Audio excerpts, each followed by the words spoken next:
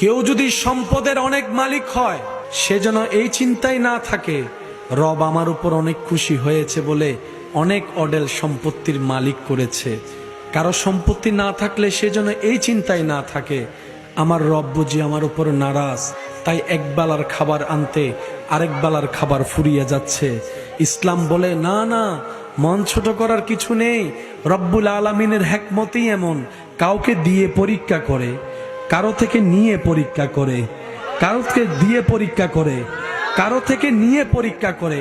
কাউকে সন্তান দিয়ে পরীক্ষায় ফেলে রেখেছে, কারো থেকে সন্তান নিয়ে পরীক্ষায় ফেলে রেখেছে। কাউকে সম্পদ না দিয়ে পরীক্ষার রাস্তায় রেখেছে, কাউকে অডেল সম্পত্তি দিয়ে মহা পরীক্ষার মধ্যে ফেলে রেখেছে।